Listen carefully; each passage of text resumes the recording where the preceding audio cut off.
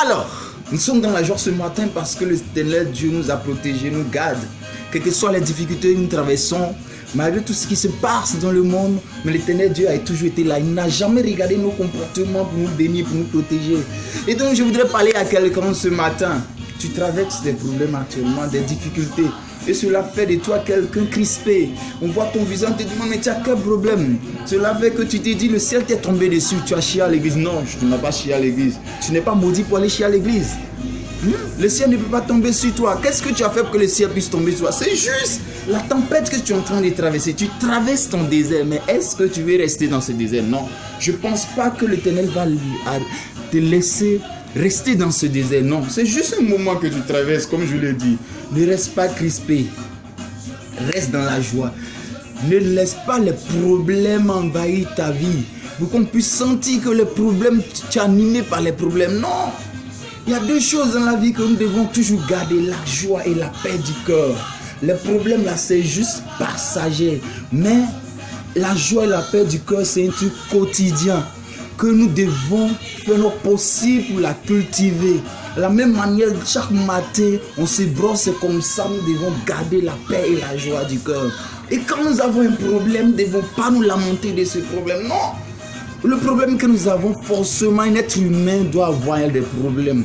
Même le plus riche du monde, il a des problèmes. Et donc, quand nous avons des problèmes, nous devons lever, nous devons lever nos regards. Nous devons tourner également nos regards vers l'Éternel.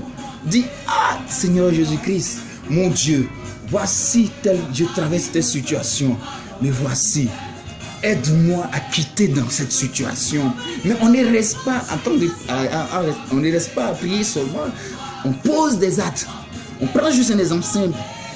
Tu as un problème d'enfant et chaque fois tu pries le Seigneur. Mais il faut que toi également, tu puisses montrer à l'Éternel que tu veux sur ton enfant. C'est juste un exemple que j'ai donné parmi tant d'autres. Ne restons pas crispés. Je voudrais te dire que après la tempête, vient la pluie. Après le désert, vient Canaan. Et donc, ne reste pas dans cette tempête, ne reste pas dans ce désert. Va, cherche ton Canaan et reste dans la joie. Parce que l'Éternel Dieu a dit dans sa parole que soyez toujours joyeux. Remerciez Dieu en toutes circonstances. Ça, c'est la parole de Dieu qui nous dit. Même quand nous avons des problèmes, nous devons être joyeux. Même quand nous avons des problèmes, nous devons être reconnaissants à ce grand Dieu. Que l'Éternel Dieu nous donne cette force d'être toujours en joie. Que l'Éternel Dieu nous donne cette force de pouvoir braver les difficultés pour que nous soyons plus forts. Bonne journée à tous. Juste votre bonus. Appelé pour montrer son excellence. C'est juste un bonus dont on ne dit pas.